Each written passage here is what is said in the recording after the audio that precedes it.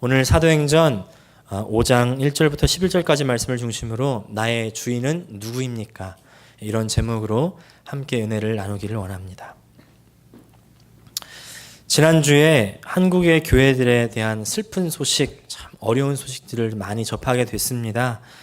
특별히 두 곳의 교회에 대한 소식이었는데요. 둘 다 공교롭게도 대형 교회였습니다. 수만 명이 모이는 대형 교회. 제가 어디라고 이름을 특정해서 말씀드리지는 않겠는데요. 그 두 곳 다 처음에는 아주 순수한 복음에 대한 열정, 그리고 은혜가 충만한 곳이었지 않겠습니까? 다 말씀이 좋대. 또 아주 은혜가 충만하대. 복음이 있대. 새 삶을 얻었대. 좋은 소문들이 그렇게 막 늘어나고, 그래서 사람들이 많이 모여 들었던 그런 곳 아니었겠냐 이거죠. 사람들이 많이 모이는 일은 참 좋은 일입니다. 사람들이 많이 모이는 곳에 뭐가 같이 모일까요? 돈도 같이 모이게 됩니다. 여러분 돈 싫어하는 분 계세요? 돈 또 여기 예배 시간이라고 이렇게 점점 빼고 나는 돈하고는 상관없는 것처럼 하시지만 속에 돈 좋아하지 않는 사람 아무도 없죠. 사실 돈 좋습니다. 돈 있으면 얼마나 편합니까? 그죠? 편하게 살 수 있어요. 근데 문제는 어디서 일어나냐면 돈이 쌓일 때 일어나더라고요. 고인물이 썩는다고 하는 옛말도 있지만 의미는 조금 다르지만 보니까 돈이 고이면 그곳이 썩게 되더라는 겁니다. 돈이 어떻게 될까요? 그래서 돈은 흘러야 되는 것 같습니다. 저 위에 아까 봤던 그런 교회들, 그래서 문제가 생긴 거예요. 돈이 쌓이니까 그 돈을 어디로 흘려보낼지 몰라서 그 돈에 욕심이 생기는 거죠. 처음에는 복음의 열정을 가지고 그렇게 순수했던 교회였는지는 모르겠는데 한번 욕심이 들어가니까 교회가 서로 싸우고 깨지고 분열이 일어나게 되는 거예요. 문제가 생긴 그 교회만 정말 깨지고 상했으면 또 모르겠는데, 그런 교회들 때문에 모든 교회들이 다 싸그리 욕을 얻어먹고 있는 것이 지금 현실 아니겠습니까? 그 결과 나쁜 결과가 일어났죠. 복음의 문이 닫히게 된 겁니다. 교회 다니던 사람들이 교회를 떠나는 일들이 생겼어요. 그래서 요새 가나안 교인들 들어보셨습니까? 가나안 거꾸로 하면 뭐예요? 안 나가. 교회 안 간다는 거죠. 성경은 좋고 예수님은 좋은데 교회가 싫다는 거예요. 이게 다만 남의 얘기입니까? 우리 얘기잖아요. 내 얘기잖아요. 이런 일들이요, 지금만 일어나는 것이 아니라요, 교회가 처음 시작했던 초대교회도 똑같이 일어나는 일이었습니다. 이제 성령이 임하면서 교회가 폭발적으로 부흥하기 시작하죠. 따르는 기적과 표적으로 사도들이 담대하게 말씀을 전하고, 그 표적과 기사를 본 사람들이 이제 예수님을 믿고 돌아오는 놀라운 일들이 많이 생겨나게 됩니다. 특별히 사도행전 3장에 보니까 불구로 평생을 고생했던 그 사람이 일어나는 그런 기적을 보고서 많은 사람들이 5,000명씩 한꺼번에 회개하고 돌아온 놀라운 일 벌어지게 되는 거죠. 그렇게 놀라운 일이 막 벌어지게 되니까 이제 이 사람들을 시기하는 사람들도 있었습니다. 제사장들이 있었고 사두개인들이 싫어해서 그 사도들이 잡혀갔지만 하나님의 은혜로 곧 풀려나게 되죠. 주님이 역사하시고 은혜를 주시니까 3,000명씩 5,000명씩 막 모여들게 돼서 수만 명이 함께 모이게 되는 겁니다. 근데 수만 명이 넘는 사람들이 모였지만, 그러나 처음에는 하나 되는 마음, 한 마음 한 뜻으로 완벽하게 이상적인 그런 공동체가 생겨났었습니다. 사도행전 4장 32절 보니까 믿는 무리가 한 마음과 한 뜻이 되어 모든 물건을 서로 통용하고 자기 재물을 조금이라도 자기 것이라고 하는 이가 하나도 없더라. 자기 것을 다 내놓았어요. 왜? 사도들의 그 말씀을 들어보니까, 역사를 보니까 지금의 삶이, 지금 이 땅 위에서의 삶이 다가 아니구나, 부활이 있구나, 영생이 있구나 깨닫게 되는 것이죠. 그래서 내가 이 땅에서만 잘 사는 것을 준비할 뿐만 아니라 이 땅보다도 더 중요한 부활을 위해서, 영생을 위해서 내가 살아야 되겠구나, 천국을 준비하면서 살아야 되겠구나 깨달은 것이죠. 은혜를 받은 겁니다. 그러고 나서 주변에 보니까 어려운 이웃들이 보이는 거예요. 나보다 어려운 이웃들, 돈 없어서 잘 못 입고 못 먹는 사람들, 그런 사람들을 보고 그냥 있을 수가 없는 겁니다. 아니, 예수님 말씀하시기를 작은 자를 위해서 물 한 그릇 떠준 것도 상을 잃지 않는다고 했는데, 내가 이 돈 가지고 천국 가나? 내가 이 돈 가지고 어떻게 갈 수가 없으니까 이거 가지고 도와주는 겁니다. 우리 33절, 34절, 35절 같이 한번 읽겠습니다. 시작. 사도들이 큰 권능으로 주 예수의 부활을 증언하니 무리가 큰 은혜를 받아 그 중에 가난한 사람이 없으니 이는 밭과 집 있는 자는 팔아 그 판 것의 값을 가져다가 사도들의 발 앞에 두매 그들이 각 사람의 필요를 따라 나누어 줌이라. 구제하고 또 복음을 위해서 쓸 수 있도록 다 주님 앞에 내어 드리는 겁니다. 얼마나 아름다운 모습입니까? 그러는 중에서도 특별하게 은혜를 받은 사람들이 있었습니다. 바로 바나바라고 불리는 구브로 사람 요셉. 원래 이름은 요셉이고요. 이제 별명을 붙여주었는데 바나바라고 붙여준 겁니다. 이 사람이 얼마나 큰 은혜를 받았든지 자신의 밭을 주님 앞에 내놓았습니다. 36절과 37절도 또 읽어보겠습니다. 시작. 구브로에서 난 레위족 사람이 있으니 이름은 요셉이라 사도들이 일컬어 바나바라 번역하면 위로의 아들이라 하니 그가 밭이 있음에 팔아 그 값을 가지고 사도들의 발 앞에 두니라. 지난주에도 말씀을 드렸지만 은혜 받은 사람, 복 받은 사람은 하나님께 드릴 수 있습니다. 자신의 것을 탁 내놓으니까 사도행전에 그 이름까지 기록될 정도로 아주 교회가 이 바나바를 인정했던 것 같아요. 귀하게 여겼던 것 같습니다. 그렇게 이제 교회에 유력자들이 생겨나게 되는 것이죠. 야, 저 사람은 참 믿음도 좋아. 야, 저 사람은 참 구제도 많이 하고, 야, 헌금도 그렇게 많이 했대. 아마 많은 믿는 사람들의 귀감이 되었겠죠. 근데 좋은 일이 있으면 꼭 어떤 일이 있습니까? 막아 끼는 법입니다. 사탄은 좋은 일을 절대 좋은 일로 그냥 두는 법이 없습니다. 와서 회방을 놓기 시작합니다.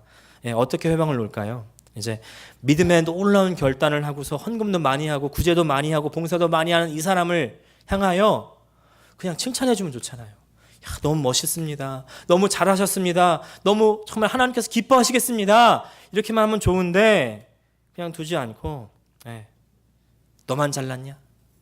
너만 돈 있냐? 사도들이 너만 특별 취급하네? 왜 저렇게 특별 취급하는지 모르겠다고 그러면서 나도 다 해봤어. 나도 막년에 다 열심히 해봤어. 여기서 안 해본 사람 누가 있나고 나와보라 그래. 이러면서 시기하는 사람들 생겨나지 않았겠어요? 우리를 보면 알 수 있겠죠? 이렇게 해보신 분 다 손 들지 마시고 이게 다 누가 시키는 짓이에요? 사탄이 시키는 짓입니다. 이게 바로 오늘의 본문이에요. 오늘의 본문 아마 많이 들어보셨을 겁니다. 유명한 본문이죠. 뭘로 유명하냐면 헌금 띄어먹지 말라는 본문으로 유명합니다. 많은 목회자들이 그런 식으로 왜곡을 많이 했어요. 그런데 여러분, 하나님을 그렇게 째째한 분으로 전락시키지 마시기를 바랍니다.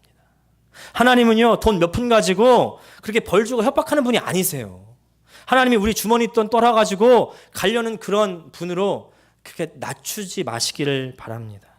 오늘 아나니아와 삽비라 사건은요, 헌금이 아니라 다른 의미로 아주 우리에게 중요한 교훈을 주시거든요. 오늘 우리가 세 가지로 한번 좀 같이 나눠보기 원하는데, 첫 번째는요, 인정받으려는 마음을 버려야 한다는 겁니다. 인정받으려는 마음을 버려야 합니다.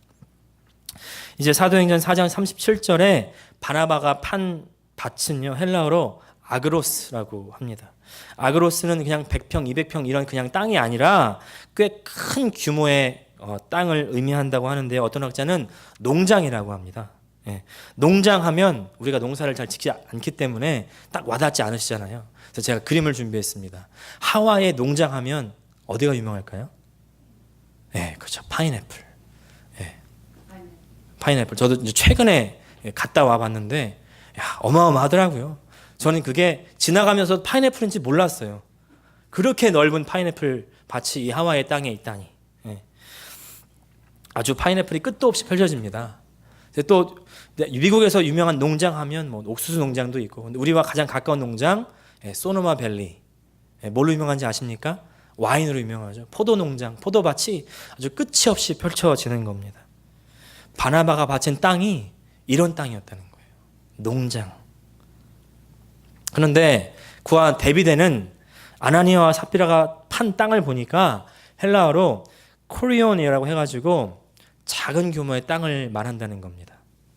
바나바가 이제 큰 농장을 팔아가지고 팔아서 사도들 발 앞에 내놓으니까 교회에서 아주 귀하게 여겨주고 교회 유력자가 되고 사도들과 친분도 생기고 아주 교회에서 위로의 아들이라고 얘기할 정도로 큰 사람이 된 것이죠.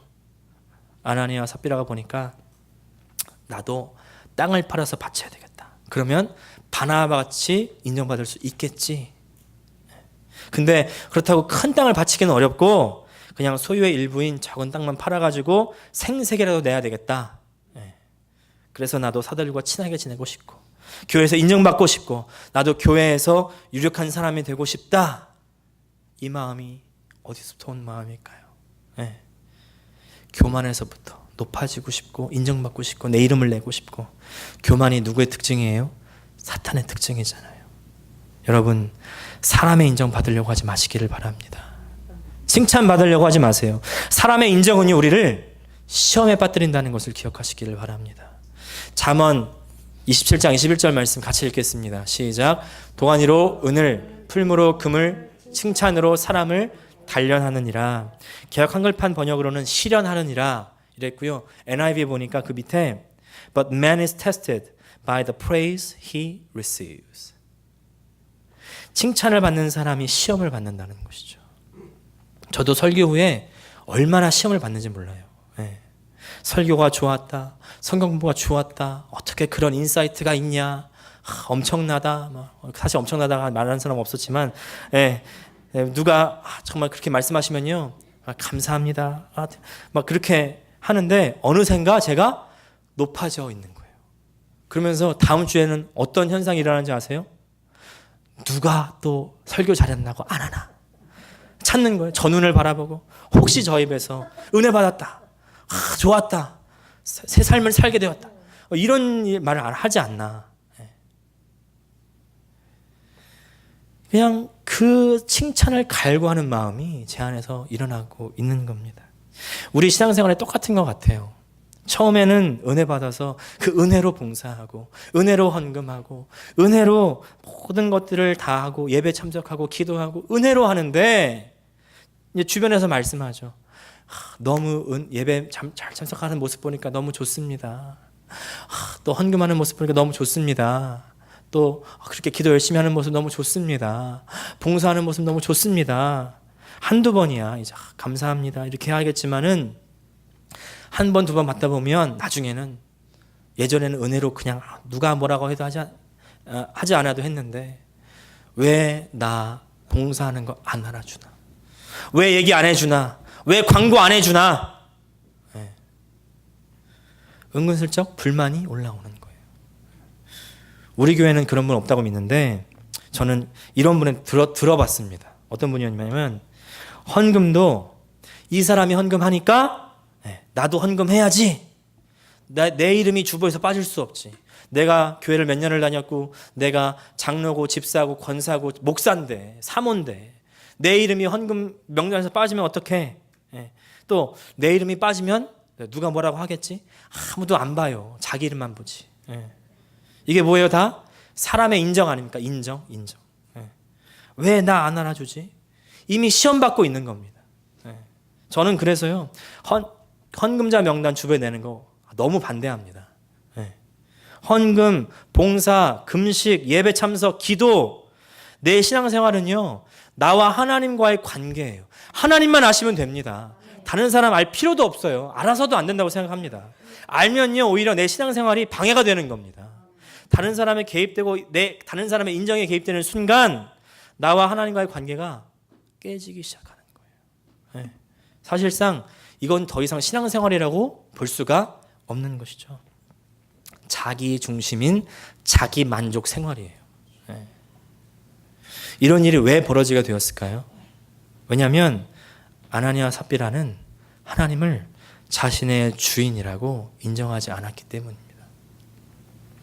하나님께서 내 인생을 주도하시는 내 주인, 그리고 내 소유의 주인이라는 것을 인정하지 못했기 때문이라는 것이죠. 바나바는 은혜를 받고 나서 큰 농장을 팔아가지고 고스란히 사도들의 발 앞에 내려놓는 겁니다. 자신의 것을 자신의 것이라고 주장하지 않아요. 왜 그렇습니까?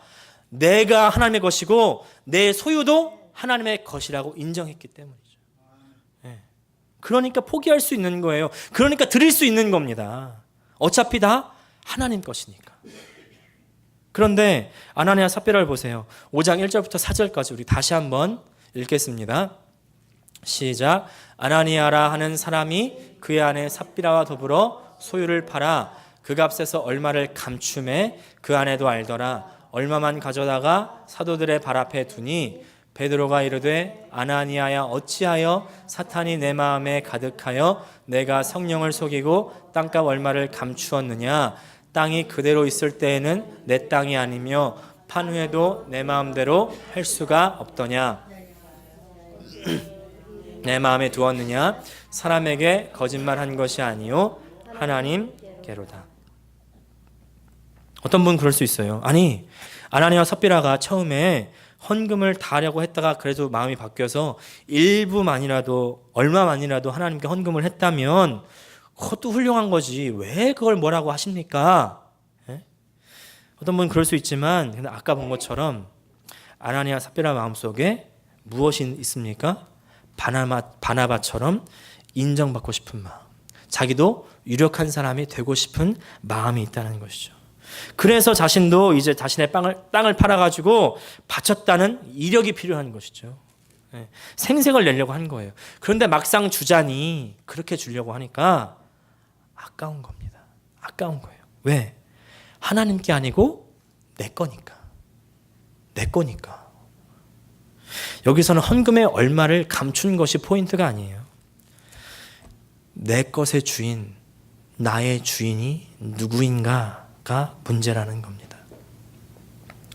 종교개혁자 마틴 루터 잘 아십니다. 진정한 성도의 변화에 대해서 이렇게 말합니다. 첫 번째는 머리의 회심이고, 두 번째는 가슴의 회심이고, 세 번째는 지갑의 회심입니다. 이렇게 말했다는 거예요. 그 말을 들은 사람이 이렇게 물어봤습니다.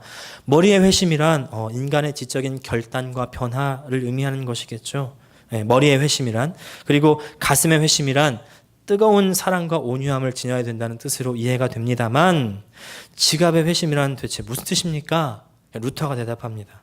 어떤 사람이 회심하면 그 지갑도 따라서 회심해야 됩니다. 그 사람이 물질을 어떻게 모으고 또 어떻게 사용하는가가 사실은 앞에 두 가지 회심의 척도가 됩니다. 이렇게 말했다는 것이죠. 진짜 구원받았는지를 보려면 내가 돈을 어떻게 쓰는지를 보면 금방 압니다. 나의 주인이 누구인지 보려면 내 지갑의 주인이 누구냐? 내 지갑의 주인. 저는요, 여러분이 다 여러분의 지갑을 하나님께 드려라. 여러분의 돈을 하나님께 다 바쳐라. 절대 그렇게 말씀드리는 것이 아니에요. 근데 여러분, 돈이라는 그 실체를 한번 생각해 보셨습니까? 돈이 뭘까요? 돈이죠. 돈. 우리가 돈을 벌기 위해서 시간을 투자합니다. 그죠? 우리의 시간은 무슨 뜻이에요? 우리의 시간은 우리의 목숨이에요. 우리의 생명입니다. 우리의 생명을 투자해서 얻어낸 그 가치가 바로 돈이라는 거예요. 하나님께 돈을 드린다는 의미는 그래서 가난한 사람에게 적선하듯이 하나님 여기 돈 가져왔습니다. 내 돈 받으시지요. 이래서 적선하듯이 그냥 돈을 준다는 의미가 아니에요. 하나님은 우리의 돈이 필요하지 않으신 분입니다. 돈은요, 우리의 생명을 바꾼 가치이기 때문에 그 돈에 우리의 마음과 생명을 담아서 드리는 것이죠. 그래서 11조 우리가 잘 하시는데 10분의 1을 드린다는 것이지만 그냥 단지 10분의 1만 드리고 10분의 1은 하나님께 드리고 10분의 9는 내 것입니다. 이런 의미가 아니라요. 이 10분의 1인 1로 나머지 10을 다 대신하는 대표의 의미가 있는 겁니다.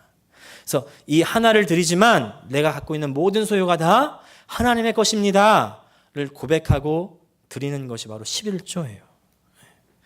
헌금은 그래서 내 소유가 하나님께 속했음을, 내가 하나님의 것임을 고백하는 행위입니다. 여러분, 헌금을 드리실 때 의미를 명확하게 하고 드리시기를 바랍니다. 나는 돈이 없는데요? 괜찮습니다. 예. 헌물을 하셔도 되고요. 또 몸으로 하나님 앞에 드리셔도 됩니다. 예. 뭐든지 은혜 받은 대로. 예. 은혜 받은 대로. 예. 여기서 중요한 것이 뭐예요? 모든 것의 주인은 누구다? 하나님이다. 하나님. 나의 주인이 하나님이시다는 것을 은혜 받은 사람만 드릴 수 있다는 것이죠.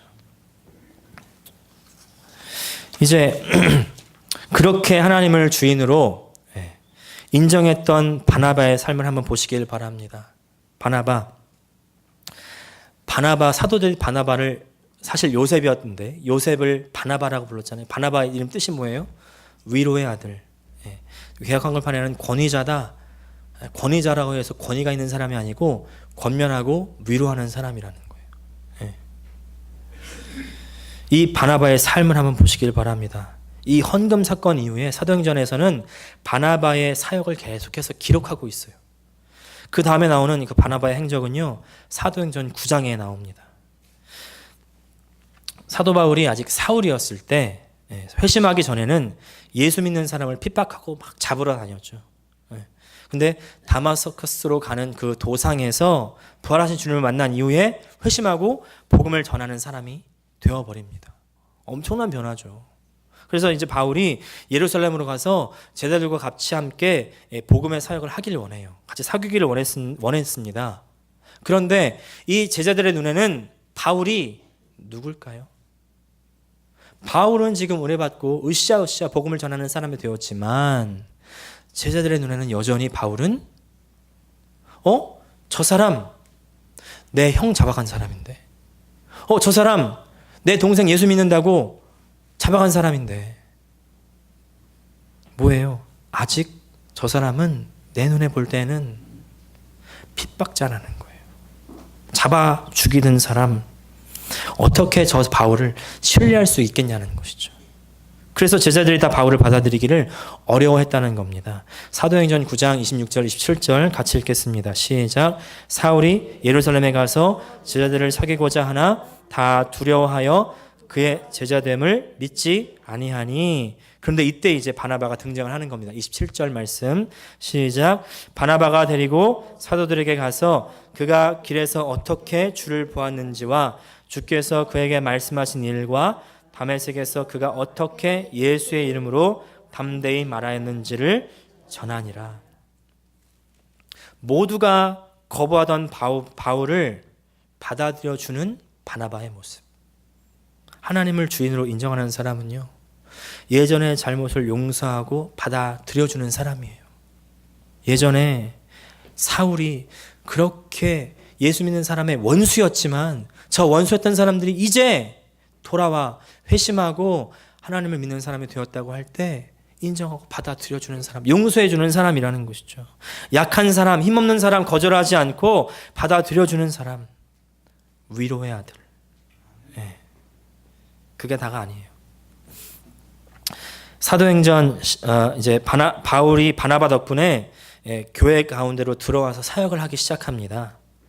바나바와 바울이 함께 사역을 하는데 함께 선교도 가고요, 교회도 세우죠. 사도행전 11장 보니까 바나바와 사울의 손으로 장로들에게 보내니라. 어떻게 기록되어 있냐면 바나바와 사울. 또 12장 마지막에 보니까 바나바와 사울이 부주하는 일을 마치고 마가라 하는 요한을 데리고 예루살렘으로 돌아오니라. 여기도 바나바와 사울. 13장에서도 바나바와 사울. 성경은요, 바나바를 먼저 기록하고 있는 것을 볼 수가 있습니다. 당연한 거겠죠. 누가 사울을 교회 가운데로 인도했어요? 바나바가 연장자였고 바나바가 더 믿음으로서도 연배가 있는 사람이었죠. 바나바가 먼저 된 사람이었습니다.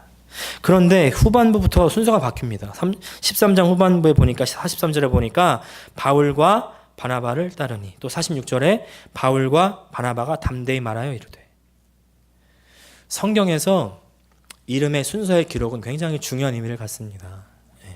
그냥 아무 사람이나 순서 없이 무작위로 랜덤하게 딱 쓰는 게 아니라 중요한 인물 순서대로 기록을 합니다. 처음 바울을 교회에게 소개하고 정착시켜준 바나바가 먼저 기록됐다는 것에 그 의미가 있는 것이죠. 그런데 어느 순간부터 13장 후반부터 바나바는 바울의 뒤로 슬그머니 물러나는 것 같은 인상을 받습니다. 무슨 말이에요? 자기 자신을 드러내지 않는 겁니다. 자신은 나타나지 않아도 된다는 거예요. 왜 그럴까요? 비록 바울을 자기가 키워줬지만, 비록 바울을 자기가 인도해줬지만, 그러나 이제 바울이 자신을 딱 보니까 더 자기보다 더 사역을 잘할 수 있어요. 더 하나님 말씀을 잘 전할 수 있어요. 더 많은 사람을 하나님께로 돌아오게 할 수 있어요. 이제 바울이 자기보다 더 앞서도 상관이 없는 거예요. 네. 왜 그렇습니까? 사역의 중심, 사역의 주인이 내가 아니기 때문이죠.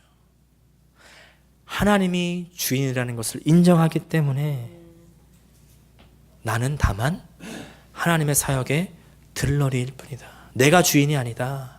하나님이 주인이시다. 나는 함께하는 사람이다라는 겁니다. 함께하는 사람. 내가 중심이 아니어도 되는 사람. 나는 잊혀져도 됩니다. 나는 들러리가 돼도 됩니다. 다른 사람을 더 드러내줄 수 있는 사람, 함께하는 사람. 어제 제가 페이스북을 보는데 참 감동받은 영상이 하나 있습니다. 잠깐 보시겠습니다.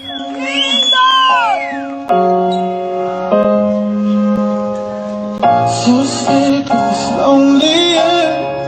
It seems such a waste of time. So much that I need to say. So much to get off my chest. I waited patiently. Though time is moving slow, I am a one can see. And all you need to know that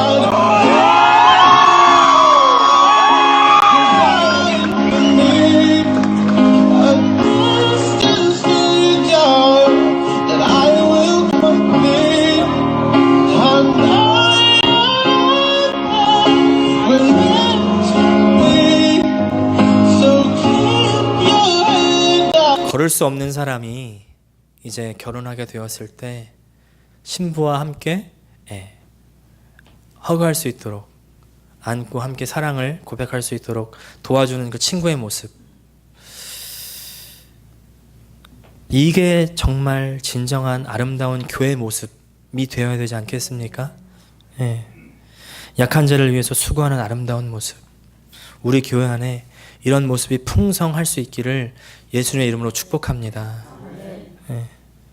어떻게 약한 자를 받아들이고 이런 사람을 세워주고 함께 할 수 있을까요? 그 배경은 바로 주인 되신 하나님을 두려워하는 겁니다. 두려워하는 것. 우리 사도행전 5장 11절 말씀 같이 읽겠습니다. 시작. 온 교회와 이 일을 듣는 사람들이 다 크게 두려워하니라. 아나니와 삽비라가 죽었기 때문에 인간적인 두려움일 뿐만 아니라 참된 창조의 주재자가 누구신가? 나의 인생의 참된 주인은 누구신가? 나의 신앙의 주인은 누구신가? 그 거룩한 두려움을 회복해야 될 줄 믿습니다. 이게 뭡니까? 두려움, 다른 말로 경외죠. 경외. 하나님을 향한 이 거룩한 두려움을 회복해야 됩니다. 그래야 주인이신 하나님을 인정할 수가 있습니다. 오늘 이 말씀을 드리면서 말씀을 마무리하기를 원하는데요. 제가 지난주 성경 공부에서 같이 나누었던 말씀이죠. 모두가 함께 듣기를 원해서 다시 말씀을 드립니다. 지난 2월 23일에 미주리주 센트루이스에서 United Methodist Church, 연합감리교회죠. 연합감리교회 특별 총회가 있었습니다. 동성애에 대한 연합감리교단의 입장을 정리하기 위한 총회였답니다. 결혼의 정의가 두 사람의 결합이 아니라 남자와 여자의 결합이라는 그런 전통적인 견해를 이제 찬성 438표, 반대 384표의 투표의 결과로 이제 지지하기로 한 겁니다. 이 투표의 결과로 이제 동성애, 동성결혼, 그 동성애자 성직 허용에 반대하는 그 기존의 교단의 입장을 그대로 고수하고 더 원칙을 잘 지킬 것을 당부하게 됐는데요. 이 연합감리교단의 결의를 들은 많은 사람들은 그래도 아직도 교회에 희망이 있다. 빛이 있다 이렇게 너무 좋아했습니다. 저도 이 결단을 보면서 참 마음에 감사를 했는데 그런데 며칠 지나지 않아서 페이스북에 한 글이 올라왔습니다. 이 글을 읽고 너무나 큰 은혜를 받았는데 같이 좀 나누기 원하는데요. 워싱턴 DC의 한 감리교회에 어느 담임 목사님이 어느 교우가 회중 기도를 이렇게 하셨다면서 올린 글입니다. 잘 안 보이시면 잘 들어보세요. 연합감리교회 특별총회가 끝났습니다. 바라던 대로 결정되어서 기뻐하는 사람들을 생각합니다. 그들이 교만에 빠지지 않게 하소서. 바라던 대로 결정되지 않아 가슴 아파하는 사람들을 생각합니다. 그들의 아픔을 우리 모두의 아픔으로 공유하게 하소서. 다른 견해를 가지고 있더라도 우리는 하나님 안에서 형제 자매이며 한 가족임을 잊지 않겠습니다. 다른 견해를 가지고 있더라도 우리는 하나님 안에서 형제 자매이며 한 가족임을 잊지 않겠습니다. 제가 지난주에 성경 공부하시는 분들에게 여쭤봤었어요. 동성애자는 하나님의 사람들일까요? 물어봤더니 다 아니라는 거예요. 네. 근데 제가 또 물어봤습니다. 여기에 죄 짓지 않으신 분이 있습니까? 아무도 말씀을 못 하세요. 네. 동성애도 하나의 죄라는 것이죠. 네. 우리가 누굽니까? 죄인인데 용서받은 죄인 아닙니까? 네. 동성애자들도 죄인이에요. 그들도 돌이키면 하나님께 용서를 받을 수 있습니다. 용서를 받는 거예요. 그들도 하나님의 사람이 될 수 있고요. 우리의 형제요, 자매가 될 수 있는 겁니다. 네. 하나님이 받아들이시는데 내가 누구라고 그들을 반대하고 내치겠습니까? 우리가 다만 할 것은 바른 하나님 말씀을 전하고 복음을 전하는 것이죠. 하나님 안에서 형제 자매이고 한 가족임을 잊지 않겠다는 이분의 기도가 제 안에서 큰 울림이 되었습니다. 전율이 일어났어요. 이분이 왜 이렇게 기도할까? 왜? 우리가 다 하나님께 속했다는 것을 인정하기 때문 아니겠습니까? 네. 하나님을 인정하고 두려워하기 때문에 그들의 아픔도 나의 아픔으로 공유하겠다는 겁니다. 우리가 가져야 할 태도가 바로 여기에 있는 줄 믿습니다. 우리의 신앙생활의 중심 어디에 있습니까? 우리의 신앙생활의 주인은 누구입니까? 사람에게 인정받으려는 태도를 버리시기를 바랍니다. 아나니아와 삽비라의 죄가 그들이 바로 죽었어야만 할 만큼 그렇게 엄중했던 이유, 헌금을 떼어먹어서가 아니라 이제 막 시작하는 그 교회의 정체성, 신앙의 정체성이 무엇인가를 바로 알았어야만 했기 때문이었죠. 뭡니까? 바로 우리 주인이 하나님이시라는 것. 주인이신 하나님을 경외하면서 약하고 어려운 사람들을 위해서 손을 내밀 수 있고 그들을 위해서 희생할 수 있고 내가 함께 해줄 수 있는 그런 내가, 나의 가정이 그리고 우리 교회가 되기를 예수님의 이름으로 축복합니다. 기도하겠습니다.